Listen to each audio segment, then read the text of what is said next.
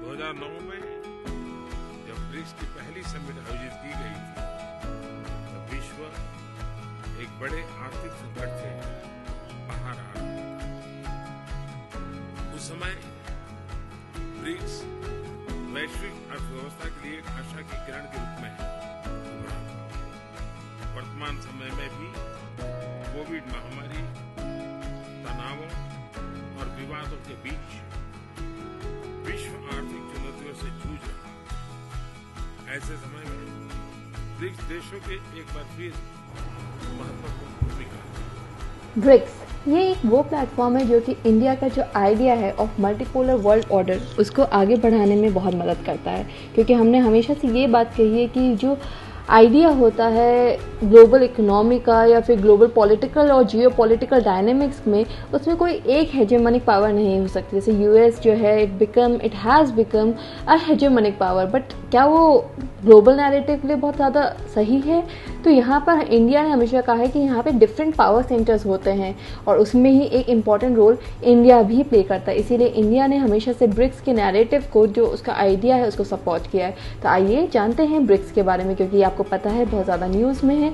BRICS में again prime minister Modi recent visit, तो these are the things that are very important. तो ये जो ब्रिक्स है, ब्रिक्स समिट है, इसके बारे में, इस ऑर्गेनाइजेशन के बारे में जानना बहुत ज़रूरी है। तो ब्रिक्स समिट जो कि साउथ अफ्रीका में है, तो ये एक मार्क करता है क्रूशियल टेस्ट जो कि इंडिया की डिप्लोमेसी का होने वाला है, क्योंकि जो अभी ग्लोबल जियोपॉलिटिकल कॉम्प्लेक्सिटीज चल रही हैं उसके बीच में इंडिया का जो डिप्लोमेटिक डिस्कोर्स है, उसके लिए ब्रिक्स का ये जो समिट है बहुत ज़्यादा इंपॉर्टेंट होने वाली है। तो यहाँ पर हम लोग बात करेंगे कि कैसे ब्रिक्स का जो पास्ट में इन्फ्लुएंस रहा है उसको काफ़ी डिबेट किया जाता है कि क्या उसका पोटेंशियल है, वो कैसे वर्ल्ड पॉलिटिक्स को रीशेप कर रहा है, कैसे इमर्जिंग डायनेमिक्स को इफेक्ट कर रहा है, कैसे ग्लोबल जो रिप्रेजेंटेशन है उसको इफेक्ट करता है, या फिर हम लोग बात करेंगे कि how it is actually connected with the role that it can play in UN Security Council and G7। ठीक है, तो ये सारी बातें बहुत ज़्यादा इंपॉर्टेंट हो जाती हैं। तो ये हमारा कंटेक्स्ट हो गया। अब हम बात करेंगे ब्रिक्स एज एन ऑर्गेनाइजेशन के बारे में। तो जो ये टर्म है ब्रिक, BRIC, ब्रिक, ठीक है, ब्रिक, ये जो है ये फर्स्ट इंट्रोड्यूस हुआ था 2001 में बाय जिम ओ'नील। तो ये कभी भी किसी भी कॉम्पिटिटिव एग्जाम में या वैसे भी हमारे जीके के लिए बहुत इंपॉर्टेंट है। तो ये टर्म इंट्रोड्यूस किया था जिम ओ'नील ने, जो कि चेयरमैन थे किसके, गोल्डमैन सैक्स के। ये एक फेमस बैंक है। तो यहाँ पे इन्होंने कहा था कि ये जो ब्रिक है, BRIC, यानी ब्राज़ील, रशिया, इंडिया, चाइना, ये आने वाले समय में बहुत ज़्यादा इंपॉर्टेंट रोल प्ले करने वाली हैं ये चार इकोनॉमीज़, और उसी के ही आइडिया से ये जो प्लेटफॉर्म है ये आगे हमारा बढ़ता हुआ दिख रहा है। और जी हाँ, आज ये जो चार इकोनॉमीज़ हैं, अब तो ये 5 भी हो गया क्योंकि साउथ अफ्रीका भी आ गई, क्योंकि इट्स ब्रिक्स नाउ। तो यहाँ पे इन इकोनॉमीज़ ने बहुत ज़्यादा इंपॉर्टेंट रोल प्ले किया है। तो ब्रिक कंट्री लीडर्स जो हैं वो फर्स्ट फॉर्मल समिट अगर हम देखा जाए तो 2009 में इन्होंने किया था इन रशिया। ठीक है, उसका नाम क्या था, येकाटेरिनबर्ग। ठीक है, YEKATERINBURG, येकाटेरिनबर्ग, रशिया। तो थोड़ा रशियन नेम है तो इतना प्रोनाउंसिएशन में थोड़ा प्रॉब्लम है, पर आपको हल्का सा आइडिया होना चाहिए। देखिए, हर वर्ड को आपको एग्जैक्ट स्पेलिंग के साथ नहीं याद रखना, आपको एक बेसिक आइडिया होना चाहिए। तो इट्स येकाटेरिनबर्ग ऑफ रशिया, जहाँ पे फर्स्ट समिट हुई थी, और कब हुई थी, तो 2009 में हुई थी। और इसके बाद अगर देखा जाए तो 2010, यानी अगले ही साल 2010 में साउथ अफ्रीका को भी ऐड कर लिया जाता है।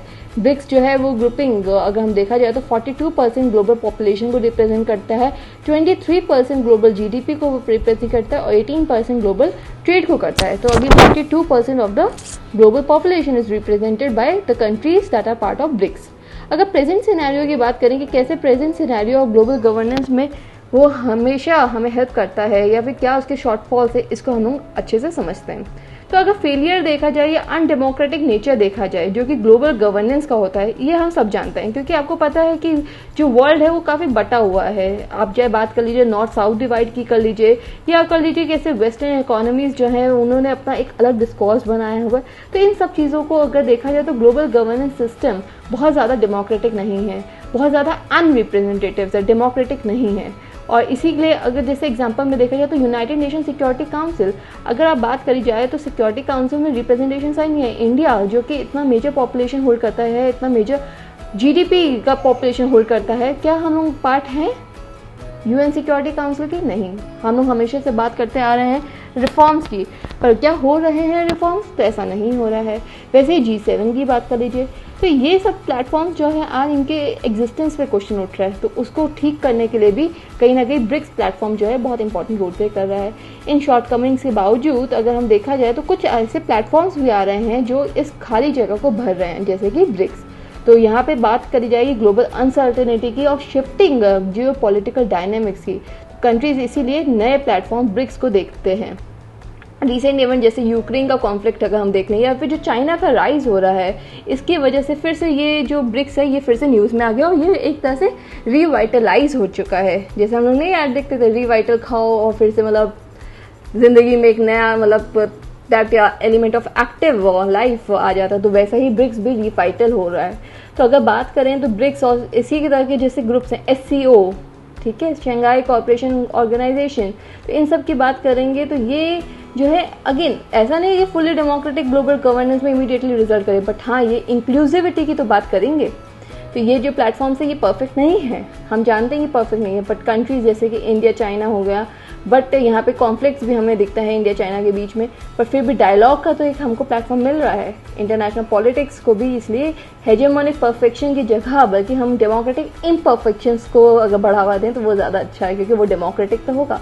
अब न्यू दिल्ली का इसमें क्या डिलेमा बन रहा है, तो न्यू दिल्ली डिलेमा की अगर बात करें तो इंडिया का जो करेंट जियो पॉलिटिकल डिसीजंस है, इंडिया का जो करेंट जियो पॉलिटिकल डिसीजंस है उसकी अगर हम बात करें तो वो काफ़ी कॉम्प्लेक्स हमको सिनेरियो में लोकेटेड दिखता है, क्योंकि अभी जो लैंडस्केप है वो बहुत सही नहीं चल रहा। वेस्टर्न पर्सपेक्टिव देखा जाए तो वो इंटरप्रेट करता है इंडिया का involvement in groups like BRICS and SCO in the context of Ukraine का जो कॉन्फ्लिक्ट चल रहा है, या फिर जो वेस्ट और रशिया के बीच में टेंशन लग रहा है, और वो कहते हैं भैया आप इन ग्रुप्स में हो, कहीं ना कहीं आप उनके साथ हो, तो ये सारा भी क्वेश्चन उठता है।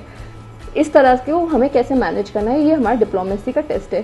तो इंडिया का अगर पार्टिसिपेशन देखा जाए नॉन वेस्टर्न प्लेटफॉर्म्स में, जैसे कि ब्रिक्स हो गया, SCO हो गया, या फिर हम जो ग्लोबल साउथ की बात करते हैं, इसको मतलब एक तरह से रिस्पॉन्स माना जाता है to the undemocratic structures of IMF, World Bank and UNSC, जो कि क्रिएट हुए थे after World War 2। India does not aim to form any anti-US या anti-West ब्लॉक नहीं है, बट हम लोगों का जो आइडिया है वो डेमोक्रेसी का है। ज्योग्राफिकली, हिस्टोरिकली और डेवलपमेंटल डिस्कोर्स के हिसाब से देखा जाए तो इंडिया जो है वो कहीं ना कहीं हम लोग इस तरफ ज़्यादा दिखेंगे, क्योंकि हम लोगों का जो अलाइनमेंट है डेवलपमेंट डिस्कोर्स में वो काफ़ी ग्लोबल साउथ के सिनेरियो में। हाउएवर जो इंडिया का कोलैबोरेशन है with China within these groups poses some difficulties, क्योंकि चाइना का ऑब्वियसली प्रॉब्लम हमको पता ही है, क्योंकि चाइना खुद ही हेजेमनी बनना चाह रहा है, तो उसको कैसे मैनेज करना है। स्ट्रक्चरली अगर देखा जाए या एस्पिरेशन के बेस में देखा जाए तो इंडिया जो है वो अगेन हम लोग G20 की तरफ, अभी G20 समिट तो होने ही वाला है इंडिया पे, तो उनकी तरफ जाते हैं G7 और क्वाड के पर वहीं पे जो दूसरे फोरम्स है वो भी इन्फ्लुएंस कर रहे हैं। तो इसलिए इंडिया जो है एक तरह से गैप को ब्रिज कर सकता है between the West and the East, तो ये हमारे लिए इम्पोर्टेंट पॉइंट हो जाता है। वहीं पे कुछ और भी जैसे चाइना और रशिया हो गया, ये भी कहीं ना कहीं प्रॉब्लम क्रिएट कर रहा है स्टेटस को में, तो इंडिया को इसलिए दोनों को मैनेज करना है। अब चाइना क्वेश्चन क्या है, तो इन सब मल्टीपोलर डिस्कोर्स के बीच में न्यू दिल्ली जो है एक इम्पॉर्टेंट क्वेश्चन फेस कर रही है, एंड दैट इज कि does each step taken contribute to the global ascent of China, क्योंकि हम कोई भी अगर करेंगे कहीं ऐसा तो नहीं चाइना ही उससे ऊपर बढ़ रहा है, ऐसा तो नहीं, क्योंकि अगर हम ब्रिक्स कर रहे हैं या SCO की बात कर रहे हैं तो कहीं ऐसा तो नहीं कि चाइना को हम मदद कर रहे हैं उसके राइज में, तो ये भी क्वेश्चन उठता है। तो ये जो नीड है कि हमारे पास ऐसा प्लेटफॉर्म हो तो वो कहीं ना कहीं चाइना को बूस्ट ना कर दे, क्योंकि ऑब्वियसली हमें पता है कि प्रॉब्लम कहाँ है। तो ये जो नोशन है डी-डॉलराइजेशन का, ये काफ़ी स्ट्रेंथन करेगा इंडिया का रुपया, ये एक मिसकंसेप्शन भी हो सकता है और कहीं ना कहीं ये हो सकता है एक्चुअलिटी भी बन जाए। ये सब डिपेंड करता है जियो पॉलिटिकल इंटरेस्ट, कैसा हम लोग चाइना और इंडिया के बीच में क्या कंटेक्स्ट इमर्ज हो रहा है, कौन ज़्यादा बेनिफिट कर रहा है। तो चाइना का अगर साइज देखा जाए या इकोनॉमिक उसका जो एलिमेंट है, या बेल्ट एंड रोड इनिशिएटिव बात कर लीजिए, डिप्लोमेसी की बात कर लीजिए, ये कहीं ना कहीं इम्पैक्ट करता है इन पॉजिटिविटी और इन एक्सपेंशन ऑफ ब्रिक्स, जो कि ओवरशैडो कर सकता है इंडिया का, जो कि क्योंकि हमारे जो रिसोर्सेज है वो कंस्ट्रेंड है व्हेन कंपेयर टू चाइना, तो कहीं ना कहीं ऐसा ना हो कि वो हो जाए। तो paradoxically as India works to fortify non western frameworks does weakening the post World War 2 order, और इसी की वजह से कहीं ना कहीं चाइना का जो रिविजनिस्ट परस्यूट्स है उसको स्ट्रेंथन मिल रहा है, क्योंकि वो तो अपना रिविजनिस्ट ऑर्डर, क्योंकि वो तो रिवाइज करना चाहता है वर्ल्ड ऑर्डर।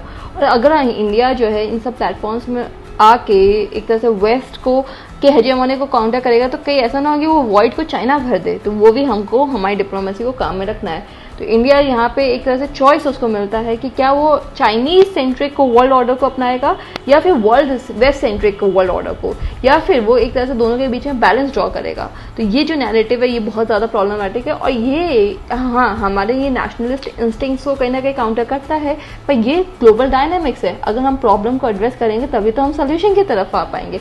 इसीलिए रियलिटी को भी अपनाना, समझना और उसके ऊपर उसको कैसे रियलिटी को कैसे हम अपने डिस्कोर्स से मैनेज कर सकते हैं, वो हमारे लिए है अच्छा होगा अगर हम उस डायनेमिक्स में जाएं। तो इसीलिए हम लोग जब ग्लोबल गवर्नेंस की बात करेंगे, इंक्लूसिव होना चाहिए, वहीं पे इंडिया को ये भी सोचना चाहिए कि चाइनीज़ का जो इन्फ्लुएंस है इन नॉन वेस्टर्न प्लेटफॉर्म पे वो कहीं बढ़ता हुआ हमें ना दिखे। इसीलिए यहाँ पे हमको एलिनेशन नहीं बल्कि हमको क्या करना है कि ग्लोबल साउथ के बारे में करना है और लीडरशिप रोल प्ले करना है। इसीलिए हम लोगों को दोनों प्लेटफॉर्म पे, मतलब कि ब्रिक्स एससीओ हो गया, वहीं पे कर्व करना है चाइना के ग्रोइंग इन्फ्लुएंस को, उसको काउंटर करना है, एड्रेस करना है वेस्ट की क्या एक्सपेक्टेशन है, सिक्योर करना है अपना एक इंपॉर्टेंट रोल यूरोसेंट्रिक प्लेटफॉर्म में, जैसे कि यूएनएससी हो गया या फिर G7 हो गया, और ये इंडिया कर रहा है। इसलिए हमें ये मैनेज करना है, अपना डिस्कोर्स, अपनी आइडेंटिटी को मेंटेन करना है और अपना राइट्स को आगे बढ़ाना है। So that is something that is very important, and that is the only way that we can manage the tensions of a multifaceted global landscape. So yes, this was a very important discussion that we have conducted, क्योंकि इससे हमें benefit क्या होगा, हमें global dynamics, geopolitics plus क्या India के पास choices है इसका आइडिया लग गया है। ये जो डिबेट्स हैं अगर ये हम अपने पर्सनालिटी में इंक्लूड कर लें, ये अपने ये इस तरह के पॉइंटर्स को हम अपना बना लें, तो हमारे को एक तरह से दैट हमारी जो वॉइस है ना वो बहुत स्ट्रेंथन हो जाएगी हर इंडिविजुअल की। तो इसलिए being a citizen of India, it is very important to have a informed understanding of debates. So yes, for such videos, please like, share and subscribe. Thank you.